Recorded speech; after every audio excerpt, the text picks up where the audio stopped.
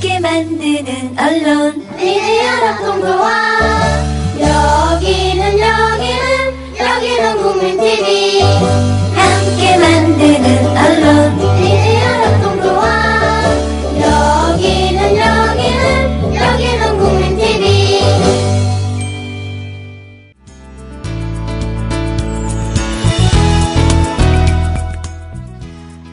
노혜경의 그 엽새.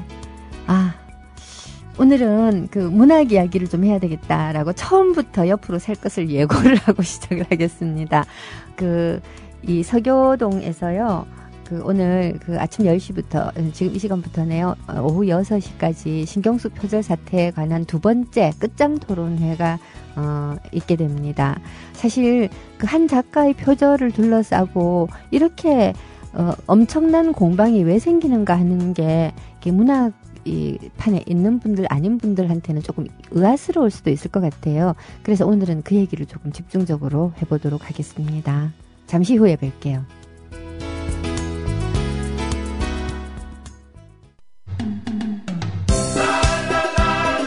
국민TV 조합원인감?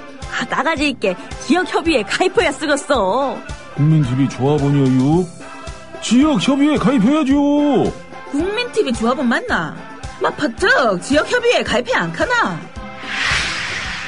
국민TV 조합원에 가입하고 조합비를 내고 국민라디오와 국민TV를 시청한다고 조합원으로서의 만족이 전부냐? 결코 아닙니다. 가까운 지역협의회에 가입하셔서 가까이 사는 조합원과 동지애를 나누십시오.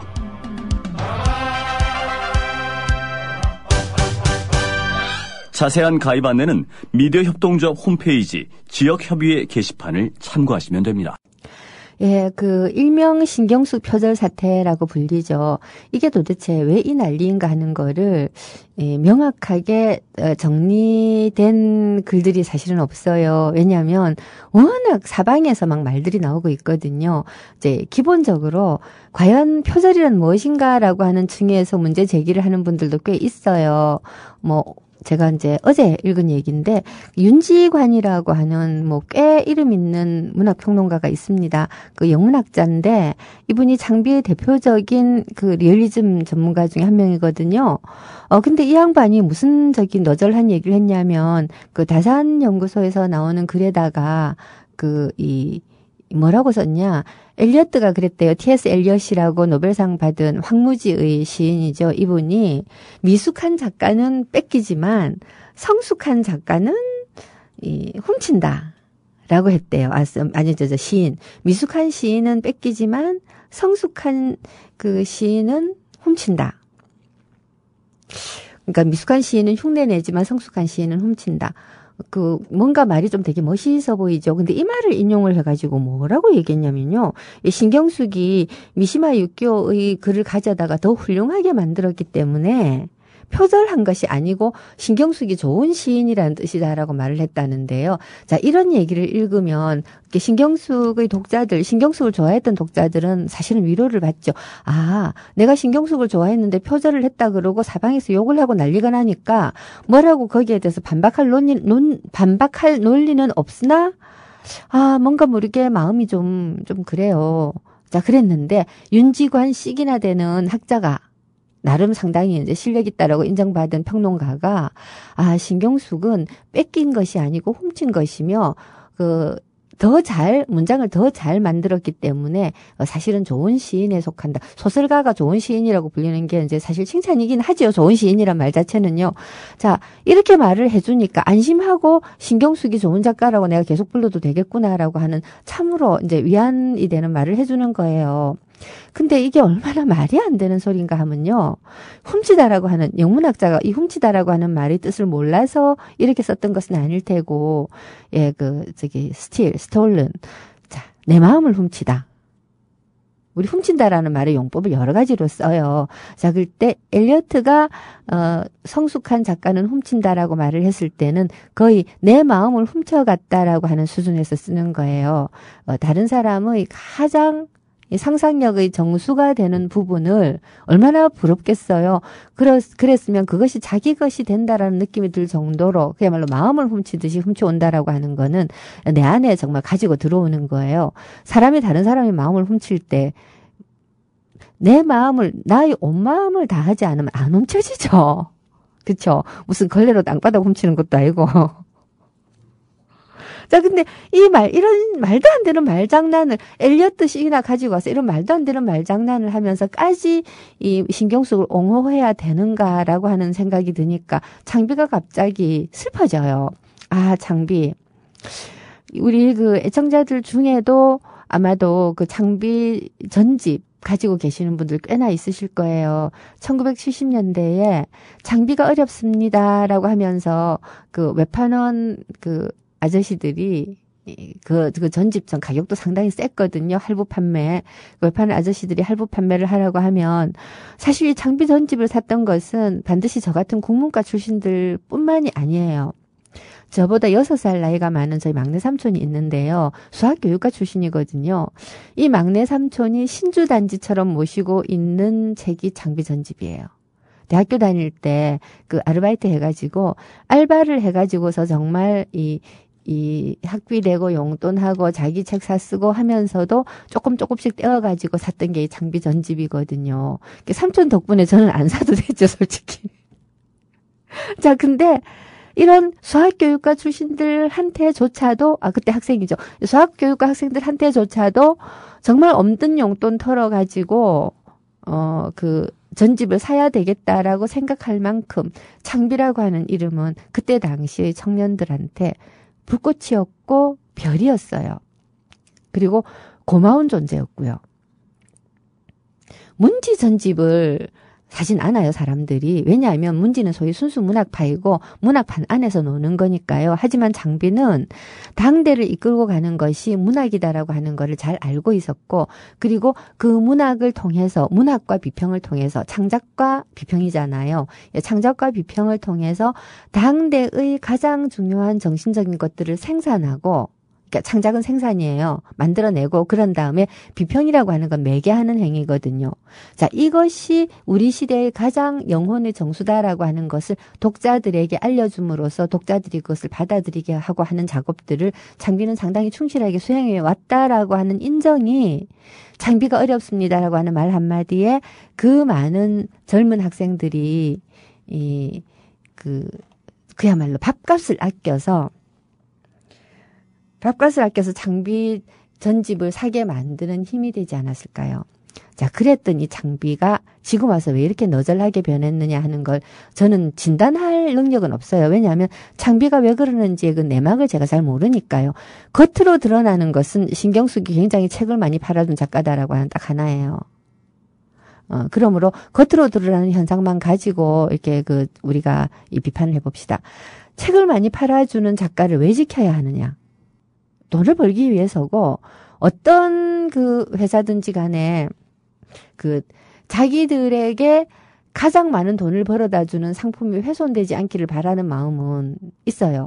예를 들어서 삼성에서 삼성 갤럭시가 뭐를 뺏겼다 하고 애플하고 싸웠잖아요. 소송을 왜 걸어요? 뺏겼다라고 하면서 중차대한 타격을 입잖아요. 이것도 표절 사태네, 그러고 보니까. 표절이네. 그러니까 표절 안 했다라고 소송까지 가잖아요. 그거 왜 가느냐? 안 팔릴 테니까. 자, 이 말은 다른 말로 하면 표절 작가를 사주면 안 된다는 소리이기도 해요, 여러분. 근데 어쨌든 장비는 표절 안 했다라고 지켜야 돼요, 상품이니까. 근데 중요한 것은 이런 거죠. 장비가 그거를 이제 표절 안 했다라고 하는 것을 지켜내기 위해서 이렇게 취하는 방법이, 삼성도 마찬가지로 자기네들이 능력으로 개발했다라고 주장하고 싶어 하잖아요. 예, 마찬가지로 이 신경숙의 문학이 문학성이 있다라고 주장을 해야 되는 거죠, 장비도. 자, 이런 것들이 얼마나 참 중요한 문제입니까? 그죠? 그래서 지금 윤지관이나 이런 사람들을 동원을 해가지고서 말하자면 신경숙은 표절이 아니다라고 끊임없이 얘기를 하고 있는데, 이 말은 뭔가 하면 삼성이 기술력이 있다고 주장하는 것처럼 신경숙의 문학이 문학성이 있다라고 주장하는 거예요. 기술력은 곧바로 돈이 되지만 문학성은 그 자체로서 돈이 되는 건 아닙니다. 정말 문학성이 빼어난 작가가 다 팔린다는 보장은 없거든요. 오히려 그 반대일 때가 많아요. 문학성이 있는 작가일수록 사실은 재미가 없는 거죠. 재미가 없으니까 안 팔릴 가능성이 더 높아요. 자, 그런데 재미있는 작품을 문학성이 있다고 얘기를 한다면 어떻게 될까요? 문학성이라고 하는 거는 굉장히 오랜 세월 동안 우리가 존경해야 될 대상이에요. 문학이라고 하는 것은 인간의 영혼의 정수다라고 제가 아까 말씀을 드렸는데, 영혼의 정수다라고 하는 거는 우리가 학교 들어가가지고 문학이라는 걸 배우기 시작할 때부터 배우는 거예요. 교과서에 실린 문인들은 단순히 재미가 있어서가 아니라 그 교과서에 실린 문인들이 문학 세계가 존경할 만한 것, 우리 한국인들이 언어 생활을 훨씬 더 고차원적으로 끌어올리는 것, 이런 차원에서 우리는 그러한 작품들을 훌륭하다고 배우고 존경해라고 배웠거든요. 어떤 작품이 훌륭하다라는 것은 작품은 언어로 되어 있고 언어야말로 사람을 만들어내는, 사람을 또 어려운 말 한마디 하자면 구축하는 거죠. 건축하는 거죠. 사람이라고 하는 존재를. 그렇기 때문에 그 언어를 잘 다루는 사람은 설령 사생활이 좀 지저분하거나 개차반이거나 이상하다고 하더라도 심지어 미당처럼 친일했다고 하더라도 그의 빼어난 감수성은 우리가 존경해야 된다. 이딴 소리를 우리가 배우고 크잖아요. 자, 그러니까 문학성이 있다라고 하는 것이야말로 굉장히 중요한 광고 요소가 되었다는 겁니다. 근데 대부분의 문학성 있는 작품이 어려운데 신경숙은 쉽기까지 해. 대부분의 문학성 있는 작품들은 읽기가 굉장히 까다로운데 재미있기까지 해. 그러니까 신경숙, 쉽게 읽히고 재미있는 신경숙을 읽으면서 독자는 내가 좋은 문학을 소비했다라고 하는 자기 만족감도 생겨요. 까놓고 말해서 사기치는 거죠. 창비는 독자들 상대로 사기를 쳤는데 지금 들켰어요. 그러면 우리가 사기쳤습니다. 죄송합니다라고 하면 무슨 일이 벌어질까요? 잘은 몰라도 손해배상 소송 들어가지 않을까요? 그냥 잘 몰라도라고 하는 얘기예요. 책을 사간 독자들이 만 몇천 원 내지 한 2만 몇천 원 주고 책 사갔다고 그거를 손해배상 소송하면 감가상각 다 치고 소송 비용 하면 2, 3천 원밖에 못 돌려받을 텐데 그렇게는 안 하겠죠. 하지만 장비로서는 소송이 겁나서라기보다는 팔리는 작가 한 사람을 잃어버리는 꼴이 되고, 예. 그리고 장비가 우리가 이 너절한 작가를 훌륭한 작가라고 허위 과대 과장 광고를 했어요라고 하면 창비라고 하는 출판사 전체의 신뢰가 땅에 떨어지게 되겠죠. 이건 정말 타격인 거예요. 삼성이 우리가 뺏겼어라고 절대로 인정할 수 없는 것하고 비슷한 논리죠. 기술력으로 앞서간다라는 게 삼성이 잘 나가는 요소인데 알고 보니 뺏겼더라? 디자인이 멋있다라는 게 삼성의 요소인데 알고 보니 뺏겼더라? 자, 이러면 언제 망가지는 거 아니에요. 그러니까 이제 죽었다가 깨어나도 버텨야 되는 거죠. 근데 이 죽었다가 깨어나도 버티는 꼴들이 지금 한국 문학에 이루 말할 수 없는 고통을 주고 있다라는 게 오늘 토론회가 열리게 되는 핵심적인 요소라는 것입니다. 신경숙 표절 사태가 왜 지금 와서 이렇게 시끄러운가 하면요. 사실은 이 표절 문제는 상당히 오래 전부터 문제 제기가 되었었어요. 이게 풍금이 있던 자리라든가 또는 그 이전의 작품들에서도 표절이 있었는지는 알 수가 없습니다만은 사사치 꺼내놓고서 사실 대조할 수는 없는 거잖아요. 자, 그렇습니다만은 이 신경숙이 남의 작품을 수시로 표절을 하고 있다라고 하는 지적은 90년대 후반부터 2000년대 초반에 걸쳐서 상당히 여러 차례 제기가 됐거든요. 예를 들어서 딸기밭이라고 하는 소설이 있어요. 이제 그 소설에 보면 이 재미교포 어떤 그 젊은이에요. 이 재미교포 젊은이인데 그 불의의 사고로 일찍 세상을 뜬 안승준인가 하는 그 청년이 있었거든요. 근데 이 안승준의 아버지가 이 청년의 죽고 난 다음 이렇게 일기장이니 뭐니 이렇게 찾아보니까 글 써놓은 게 많이 있어서 자, 이거를 모아가지고서는 유고집을 펴내줬어요. 그러면서 이때 이제 아버지가 이 아들이 아마 이 신경숙을 존경을 했는지는 잘 모르겠는데 그래서 이 유고집을 한 권 선물을 한 거죠. 그랬더니 신경숙이 이 유고집에서 무려 6달락이나 뺏겨갖고 자기 소설에다가 집어넣었어요. 이거를 이 안승준의 아버지가 이제 이 문제 제기를 함으로써 최재봉 기자라고 하는 기자에게 아마 제보를 했던 것 같아요. 한겨레 신문. 이 최재봉 기자가 문제 제기를 함으로써 알려졌거든요. 알려졌는데, 근데, 이때 신경숙이 뭐라고 얘기했는가 하면, 그때 당시 표절을 했다는 건 인정을 했는데, 자기가 뺏겨서 썼다. 그런데, 고인에게 누가 될까 봐서 이름을 밝히지 않았다고 말을 하는데, 이런 경우를 가리켜서 우리가 마리아 막걸리아라고 말을 하겠죠. 뺏겨서 쓰면서, 만약에 최재폰 기자가 문제 제기를 안 했다면, 독자들은 그 속에 나오는 문장이 당연히 신경숙이 창작이라고 생각할 거 아니에요. 그쵸? 그래 놓고서 고인에게 누가 될까봐라고 말을 하는 게, 전 무슨 이런 변명이 다 있나 하는 생각이 들어요. 안 밝히는 게 고인에게 누가 되는 거죠. 고인의 아버지가 유고집을 펴냈다라고 하는 거는 고인의 글을 사람들에게 읽히고 싶어서 펴낸 거잖아요. 그러면 읽히고 싶어서 펴낸 글 안에서 몇 대목을 가져와서 뺏겨서 홀랑 자기 작품에 집어넣으면서 누가 될까 봐서 안 했다. 이런 경우를 가리켜 정말 마리아 막걸리야. 또는 또 뭐가 있을까? 코딱지야, 콧물이야?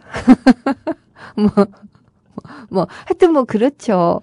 자, 이런 변명을 했는가 하면, 심지어 더 되게 재미있는 현상도 있어요. 지난번 토론회에서 지적된 건데, 이제 신경숙이 박철하라고 하는 문학평론가가 있어요. 박철하가 신경숙이 다른 작가의 그 작품들을 아주 이상한 방식으로 표절하고 있다는 지적을 했거든요. 그러니까 이제 그때 당시에 신경숙이 한참 뜨고 있을 90년대 후반에 우리나라의 프랑스 소설들이라든가 일본 소설들이 굉장히 많이 소개가 되었어요. 약간 왜 사소설이라고 하는 말이 있거든요. 그러니까 순전히 개인적인 이야기, 그러니까 정치 색채라고는 완전히 삭제되고 없는 완전히 개인의 중얼거림 같은 이야기들을 이렇게 쓰는 소설인데 일본에서 그런 소설들이 굉장히 많이 나왔어요.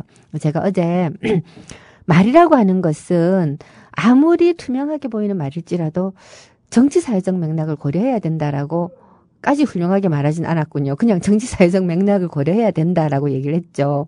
마찬가지입니다. 사소설이라고 하는 것은 일본이 한참 군국주의로 달려가고 있었던 시절에 이 정치적인 용기를 가질 수가 없었던 일본의 지식 청년들이 쭝얼쭝얼한 게 사소설이에요.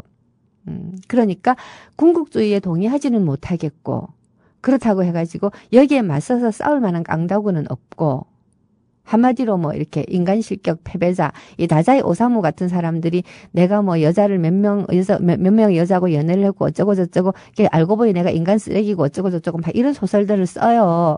이제 그런 것들이 사실 읽다가 보면 정말 무슨 이런 군뱅이 같은 소설이 다 있나 싶은데 이런 소설들이 좋은 소설이라고 불리게 되는 연유가 그러한 소설들이 발생하게 된 사회적 맥락에 있는 겁니다. 정치 사회적 맥락. 다시 말해서 사소설이라고 하는 것, 정말 인간의 어떤 전혀 아무런 사회적 가치가 없는 개인의 이 중얼거림이 소설화되고 그것이 각광을 받는 이유는, 주변의 정치 사회적 환경에 대한 엄청난 거부거나 아니면 너무나 획일화되고 체계화되고 조직화된 사회 속에서 아무런 의의를 찾을 수 없는 정말 무용지물인 개인, 이런 무용지물인 개인들에 대한 정치적 복권을 시도하거나, 다시 말해서 아무런 정치색이 없다, 너무나 사적이다라고 하는 것이 의미를 가질 수 있는 정치사회적인 맥락이라는 게 따로 있다라는 얘기예요.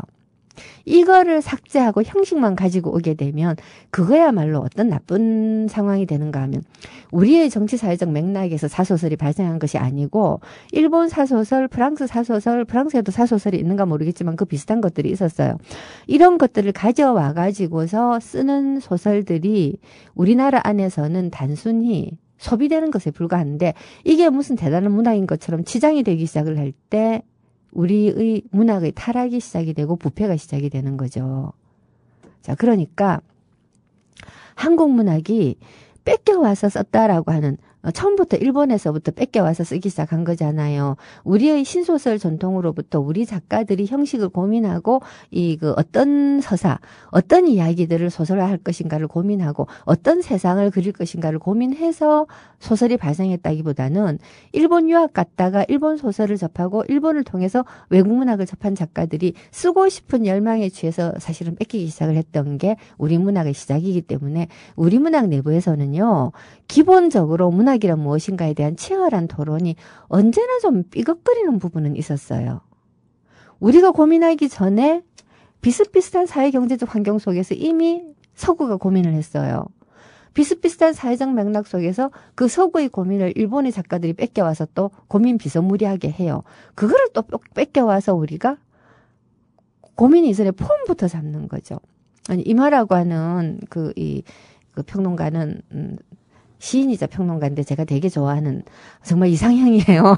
근데 잘생겼어요. 근데 이 임하가 문학 얘기하다가 북한으로 다시 세면 1952년인가에 그 미제 간첩이라는 오명을 쓰고 전쟁 중에 처형이 되죠. 그 전쟁의 책임을 박헌영 일파에게 뒤집어 씌우기 위한 김일성의 공작이었다고 할 수 있는데 임하가 암소리 안 하고 예, 저 간첩 맞습니다 하고 죽었습니다. 이 임하는 자기의 문학적 실천을 위해서 북한으로 넘어가서 사회주의 조국을 건설하고자 일로 매진했던 작가거든요. 이 소설가가 자기의 생명 또는 자기 개인의 어떤 그 연결성 이런 걸 지키기 위해서 나는 절대 간첩 아니에요라고 부르짖으면서 간첩의 누명을 쓰고 죽을 수도 있었는데 간첩 맞습니다라고 하고 왜 죽었을까? 저한테는 이게 참 수수께끼였거든요. 그런데 가만히 생각해보면 임하는 자기가 꿈꾸었던 사회주의 리얼리즘의 문인으로서 리얼리스트로서 꿈꾸었던 어떤 이상적인 세상을 향해서 이 조국이 가고 있는데 그 조국이 알고 보니 헛개비였고 신기루였고 꿈이었다라고 말하기보다는 차라리 내가 간첩이다라고 말하는 편을 선택했던 거죠. 제가 보기엔 그래요. 이게 어떻게 보면 진정한 문인의 자세잖아요. 자기의 문학을 위해서 자기의 사적인 개인이 훼손되어도 자기의 문학을 살려놓고 싶은 거. 이 임하가 우리의 문학을 이식문학이라고 이렇게 개탄했을 때, 어쨌든 우리 그 식민지의 문인들 중에는 우리의 문학이 순전히 이식문학이다. 그러니까 개탄하지만 그래도 빨리 자생하자. 이 이식된 것들을 빨리빨리 우리의 풍토에 옮겨 심어서 살아날 수 있게끔 하자라고 말하는 사람이라도 있었습니다. 근데 지금은 우리는 어떠냐. 신경숙 소설 같은 데다가 뭐 사소설이 어떻고 뭐가 어떻고 하는 치장을 해주기 바쁜 평론가들은 있어도 이게 우리의 사회적 맥락에서 과연 들어맞는 것이냐, 과연 이게 가능한 것이냐, 필요한 것이냐, 그리고 이러한 것들이 발생하고 있는 이러한 우리 상황을 신경숙 문학 같은 것으로서 우리가 타개할 수 있느냐, 이런 것들을 질문하는 평론가는 없었다라는 거죠. 자, 근데 딸기밭 표절 시비가 있고 나서 얼마 안 되어가지고 비슷한 시기예요. 이게 박철하라고 하는 문학평론가가 신경숙이 파트릭 모디아노, 어두운 상점들의 거리 뭐 이런 소설들을 썼어요. 매력 있어요. 그리고 마루야마 겐지 그 제목이 뭐더라? 물의 흔적이든가 그 비슷한 거를 썼는데 이런 작가들이 문체를 살짝 마루야마 겐지 물의 가족이군요. 물의 가족 이런 소설들을 살짝 뺏겼다. 예, 일단 구조적으로 유사하다. 플롯이라고 하는 것은 사실은 이런 책도 있어요. 사람들에게 사랑받는 12가지 플롯, 제목이 정확한가 모르겠는데, 이게 플롯이라고 하는 것은 작품을 어떻게 구성하면 흥미로워지는가 하는 건데, 이게 플롯을 어떻게 짜는가 하는 게 작가의 역량이기도 해요. 그렇기는 하지만 대중소설의 경우에는 이 플롯을 어떻게 짜는가라기보다는 재미있는 플롯을 가지고 와가지고 재미있게 쓰는 게 더 중요하니까 플롯을 가르치기도 하죠. 인기 있는 플롯. 예를 들어서 거의 대부분의 추리소설들은 살인사건이 벌어지는 데서부터 시작을 해요. 시체가 발견됐다. 자, 이렇게 시작을 하잖아요. 그 시체가 어떤 형식으로 발견되었는지가 이제 그 소설의 특징이지, 시체가 발견되었다로 시작을 하는 걸 갖고 우리가 표절이라고 하진 않아요. 그러니까 달인 안간에 걸린 시체가 발견되었다라고 어떤 소설이 시작이 히트를 쳤는데, 다른 소설이 또 옥상 난간에 걸린 시체가 발견되었다 이러면 표절이라고 하겠지만, 시체가 발견되었다라는 걸로 시작한다고 해서 표절이라고 하진 않죠. 왜냐하면 플롯이라는 건 되풀이가 되기 쉬우니까요. 그런데 이런 굉장히 보편적으로 사랑받는 어떤 이 플롯들 말고 아주 독특한 플롯이 있는 소설들이 있어요. 아주 독특한, 당장 어떤 거다라고 이야기하기는 참 곤란하지만, 그러니까 시간 순서를 어떻게 바꾸느냐에 따라서 소설이 주는 느낌이 굉장히 다르잖아요. 근데 이제 되게 플롯은 시간 순서를 얘기하기도 하거든요. 이 사건의 발생 순서와 이 서술의 순서가 서로 어긋날 때 이걸 플롯이라고 보통 쉽게 불러요. 그러면 플롯을 어떻게 짜는가가 소설을 읽는 굉장히 재미가 되죠. 자, 그러면 어떤 작가가 아주 독특한 플롯을 써서 소설을 썼고 그 소설에서 작가의 문체 말고도 소설의 구성 자체가 독자에게 어떤 굉장히 느낌을 줬을 때 이 구성을 따오는 건 표절일까요? 아닐까요? 표절이라고 생각되시죠? 당연히 표절이라고 생각되실 겁니다. 신경숙이 바로 그 마루야마 겐지 물의 가족이라고 하는 소설의 플롯을 따왔다라고 이 박철아가 지적을 한 거예요. 뿐만 아니라 이 마루야마 겐지뿐만 아니라 이 파트릭 모디아노 작품 세계와 엄청 유사한 형식의 소설을 쓰기도 했다라고 지적을 한 거예요. 그러니까 장정일은 표절 이야기를 하면서 작가의 표절 가운데 제일 심각한 게 세계관의 표절이라고 말을 했어요. 세계관은 표절할 수 없는 거거든요. 엄격하게 말하면. 어떤 작가가 자기 자신의 세계관을 간직한 채로 세계를 반영하는 소설을 쓸 수 있어요. 그러니까 반영된 세계가 너무 잘 쓰다가 보니까 전혀 다른 세계관이 승리하는 세계일 수 있어요. 그렇지만 작가 자신의 세계관은 아니거든요. 근데 작가 자신이 자기가 그리고 있는 세계의 주인공의 세계관과 일치한다. 대부분 나레이터의 세계관, 작가의 세계관이죠. 일치한다라고 생각될 때 그 작품의 파워는 더 커지는 것이지요. 그래서 뭐라고 할까, 왕당파 작가가 민중을 지지하는 소설을 쓸 수는 없어요. 그렇죠. 왕당파 작가가 민중을 비판하는 소설을 썼으나 너무 잘 써서 민중의 승리를 예고할 수는 있어요. 그게 발자크죠. 자, 그렇지만 어떤 민중 작가가 갑자기 마음이 변해갖고 아몰랑 여사를 찬미하는 글을 쓴다면 우리는 그 사람을 변절했다고 말을 하죠. 그러니까 이렇게 세계관이라고 하는 건 너무 중요한 건데 세계관을 가지고 와서 쓰는 것이야말로 가장 심각한 표절이라고 할 수가 있죠.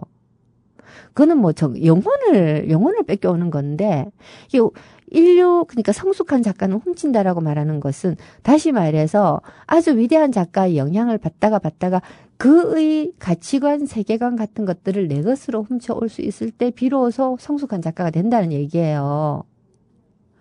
문장을 훔쳐오는 것이 좋은 작가의 요건이 아니라는 거죠. 그의 영혼이 거의 내 것이 될 정도로 내가 가지고 왔을 때 그게 바로 훔친다라는 말이 의미해요. 내 마음을 훔치다. 어떤 작가를 훔치다. 나는 파트릭 모디아노를 훔쳤어. 파트릭 모디아노가 나를 몰아내고 내 안에 들어와 앉았어. 이게 사랑에 빠진 사람의 마음이 훔치는 거예요. 근데 문장을 갖다 놓고서 적당히 뺏겨서 쓴 다음에 조금씩 이렇게 이 수식을 좀 더 보태갖고 문장도 좀 길게 하고 좀 화려한 말 집어넣어서 미사역으로 좀 더 만들었다고 해서 더 잘 만들어서 썼기 때문에 이건 훔친 거고 훔친 것이기 때문에 좋은 시인이다. 이따위 평론을 하는 평론가는 영혼을 팔아먹은 거죠. 한마디로. 여하튼 이 세계관의 표절이라는 게 이런 게 세계관의 표절이 아니라 이건 영향이라고 말을 해야 되겠죠. 근데 영향이 아니고 자기는 전혀 그렇게 생각하지도 않으면서 소설을 쓰기 위해서 어떤 작가의 생각이라든가 느낌 이런 것들을 가지고 온다면 그건 표절이라고 할 수 있지요.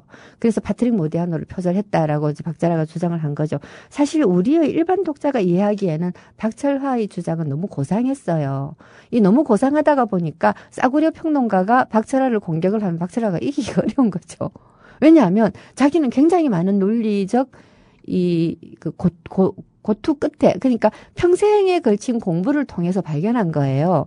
근데 이걸 몇 마디 말로서 싹 뭉개버려도 싸움이 안 되는 거죠, 한마디로.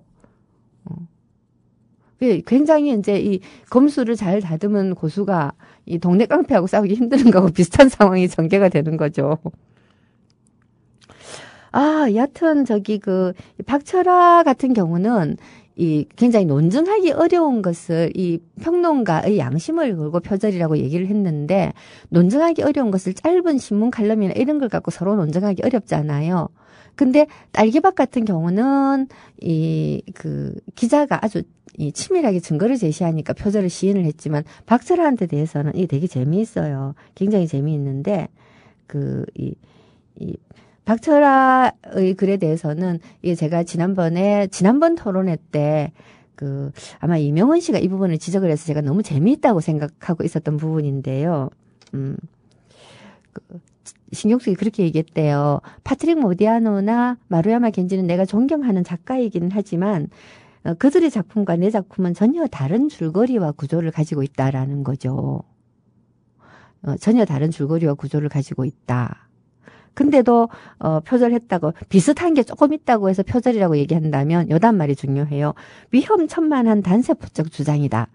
근데 요거하고 똑같은 말을 이 신경숙이 나중에 남편이 된 그 남진우도 어딘가에서 똑같은 소리를 했대요. 위험천만한 이 단세포적 주장이다. 그러니까 이제 지는 지가 표절하는 거는 이 딸기밭에 대해서는 소설 속에 용해될 수 있을 거라는 소박한 생각이었다고 변명을 하고요. 우구에 대해서는 아무리 생각해도 읽은 기억이 나지 않는다라고 말을 하면서 자기 표절을 지적하는 평론가에 대해서는 위험천만한 단세포적 주장이라고 하는데 또 남편도 똑같은 말을 되풀이하는 걸로 봐서는 남편의 말을 표절한 의혹도 좀 있어요. 자, 이런 상황이 어떻게 해서 용인이 되었느냐. 이게 굉장히 중요한 부분이죠. 우선 당장은 작가 자신의 잘못이에요. 자, 팔리는 작가인데 팔리는 작가가 작품을 계속 생산을 해줘야 된다는 강박관념 같은 게 있었겠죠. 가장 쉽게 쓰는 방법은 뺏기는 거예요. 그것도 유명 작가가 아니라 무명 작가를 뺏기는 거예요. 그렇겠죠. 무명 작가를 뺏기면 표절이 들킬 위험이 굉장히 없어요. 그리고 이런 것들이 있죠. 어떤 굉장히 못 썼어요. 어떤 작가가 아니라 어떤 문학 청년이 못 썼는데 아이디어가 되게 재밌어요. 이거를 투고를 해요. 심사위원들이 보고 아이디어는 너무 재밌는데 소설은 형편없어서 떨어뜨려요. 아이디어가 머릿속에 뱅뱅 도는 거예요. 지가 써요. 표절일까요? 아닐까요? 표절이거든요. 그 아이디어를 가지고 있었던 사람에게 네 아이디어는 너무 괜찮은데 네 소설은 못 썼다. 근데 아이디어를 내가 빌려서 써도 되겠니라고 말하면 대부분 노 하겠죠만은 그래도 최선을 다해서 오케이를 받고 써야 되는 거예요. 그리고 밝혀줘야 되고. 근데 그냥 슬쩍 가져다 쓰는 일이 너무 비일비재한데 그 사람은 저 사람이 나의 아이디어를 뺏겼다라고 하는 거를 증명을 할 수가 없어요. 우선 스피가 없어서 증명을 못 해요. 어디 말할 데가 없죠. 그다음에 글을 못 쓰기 때문에 말을 해도 사람들이 안 믿어줘요. 그러나 본인은 무지무지하게 억울한 거죠. 제가 이 비교를 사실 잘 못하겠는데 읽기가 싫어서 안 하고 있는데 옥일자라고 하는 수필가가 신경숙 씨가 자기가 쓴 삼오곡이라고 하는 수필을 이 표절해서 그 엄마를 부탁해를 썼다고 정말 억울하다고 신경숙한테 막 편지도 보내고 막 했대요.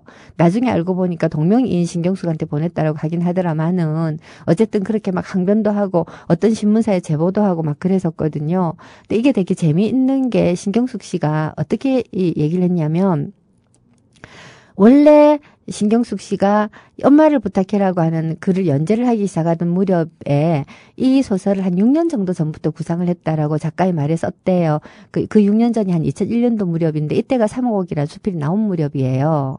그런데 신경숙이 이 옥일자라는 분이 표절 의혹을 제기를 하고 난 다음에 어떤 그 데서 가서 강연을 하면서 자기가 이거를 16년 전부터인가 아니면 뭐 언제 16살 때부터인가 이제 구상을 했다. 라고 얘기를 했대요. 그러니까 무지 오래 전부터 구상을, 힐링 캠프에 나와서도 그렇게 말을 했대요. 엄마를 부탁해로 굉장히 오래 전부터 구상을 했다.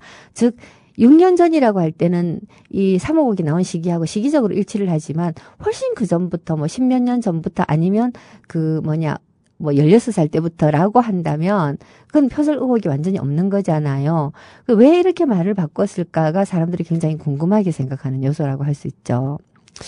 야, 긴 이야기를 신경숙이 표절했다는 걸 증명하는 데만 다 바치고 있는 것 같아서 약간 좀 속이 상한데요.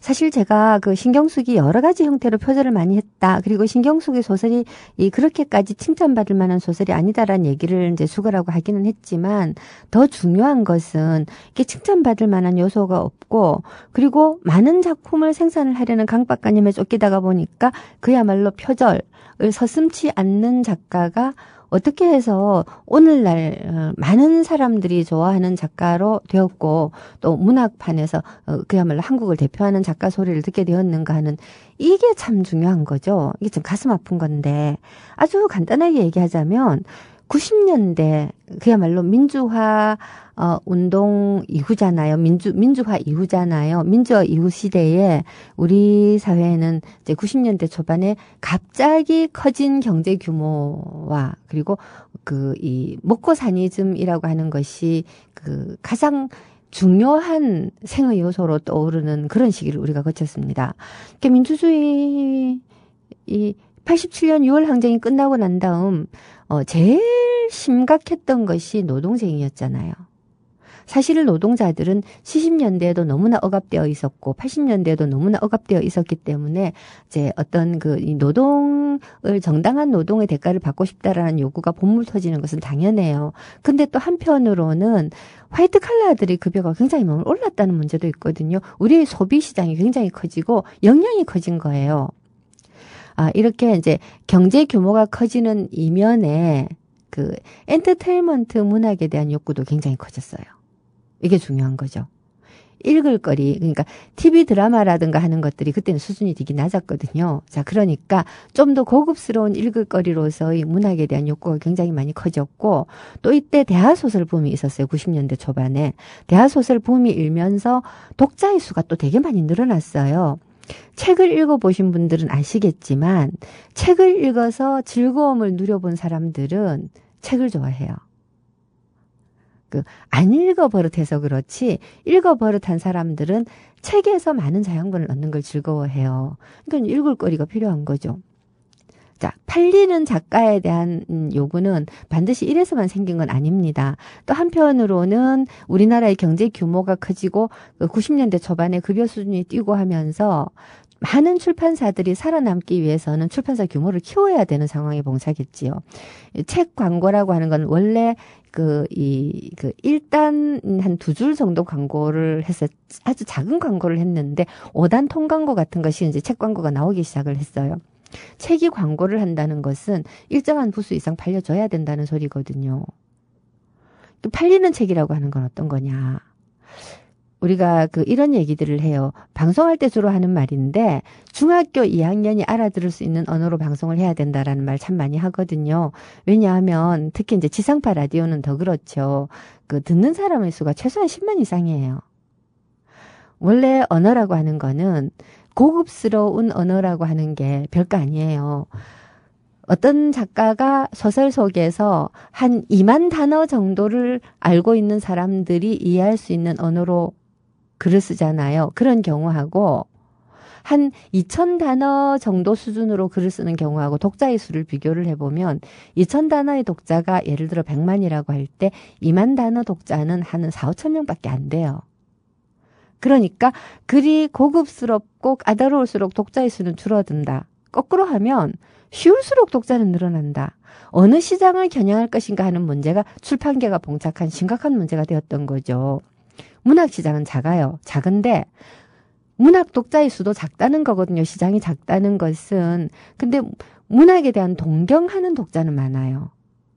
중고등학교에서 문학 다 가르치잖아요. 많은 사람들이 황순원이 좋은 작가인 줄은 알고 집에 황순원 책 한 권 정도는 다 있었을 거예요. 옛날에. 지금은 신경숙 책이 한두 권 정도는 있겠죠. 자, 이렇게 문학 시장은 큰데 말을 잘못했다. 문학에 대한 갈망은 크지만 문학 그 자체는 진입장벽이 굉장히 높았던 거죠. 이런 상태에서 문학 출판사들이 난립을 해요.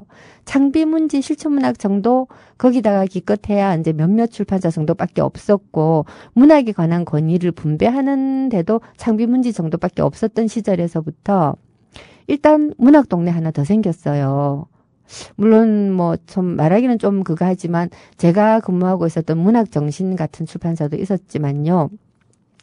자, 시장 커지고 독자 많아지고 출판사는 돈 더 벌어서 먹고 살아야 되면 문학의 수준이 낮아지는 게 제일 쉬운 방법이에요. 100만 독자를 향해서 책을 만들어서 팔아야죠. 다 팔리는 건 아니에요. 근데 실제로 문학 시장에서 진짜 문학 독자들이 좋은 작품이라고 인정을 해줘야지만 그 아래 시장으로 나가는 게 원래 방법이잖아요. 이때 진짜 문학 독자라고 하는 사람들이 바로 평론가들인 거죠. 신경숙 사태의 비극성은 바로 이러한 이 좋은 작품이라고 하는 것을 매개해줘야 될 평론가들이 출판사의 상업주의와 영합해가지고 한 100만 내지 200만 독자 시장에 적합한 언어 수준의 작품을 한 5,000명이나 10,000명 정도 아니면 못 읽을 것 같은 고급스러운 일종 명품으로 포장을 해준 사건이라고 저는 생각을 해요. 상황이 그렇게 되는 거죠. 실제로 신경숙이 그렇게 나쁜 작가는 아닙니다. 아주 뺑기통이라든가 이런 작품들 왜 있잖아요. 되게 너절한 이런 식의 작품도 아니고 정말 하이틴 로맨스 작가들만큼 그냥 막 뺏겨서 쓰고 하지도 않아요. 물론 하이틴 로맨스도 잘 쓴 건 정말 잘 썼죠. 그렇지만 신경숙 소설이 지니고 있는 어떤 문제점은 당대 현실 앞에서 신경숙이 이 우리 시대의 맥락 속에서 어떤 문제의식을 지니고 이러한 형식의 작품을 쓰는가에 대한 그런 탐구는 전혀 없는 건데요. 이거를 평론가들이 만들어서 넣어주는 거죠. 저는 이번에 처음으로 백낙청 선생이 신경숙의 외딴방에 대해서 쓴 평론을 읽어봤거든요. 읽어보고서 정말 마음속에 절망감이 딱 드는 게 어떤 생각이 딱 드냐면 이분 문학 모르네. 이분 단지 문학이 무엇인가, 신경숙 같은 소설들은 사소설 계열이기 때문에 다른 종류의 독법이 필요하거든요.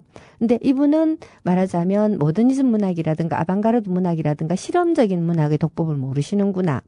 두 번째, 이분은 리얼리즘도 몰랐구나. 이분은 말하자면 정치 비판의 논리로 문학 작품을 도구화시켜서 이해하는 데는 능할지라도 작품의 내면으로 들어가가지고 어떤 것이 당대의 맥락 속에서 살아 움직이는 리얼리즘인가 하는 것을 잘 몰랐구나. 제가 그게 딱 깨달아지는 순간 갑자기 막 마음이 불안해지기 시작하는 거예요. 자, 한 사람의 문인으로서, 그리고 저도 그때 비록 시지만 평론하고 있었거든요. 한 사람의 비평가로서 난 뭘 잘못한 것일까? 막 그런 불안이 막 일어나기 시작을 하더라고요. 저는 이 신경숙 사태 앞에서 많은 평론가들 그리고 많은 문인들이 이 질문을 자기 자신한테 해봐야 된다고 생각해요.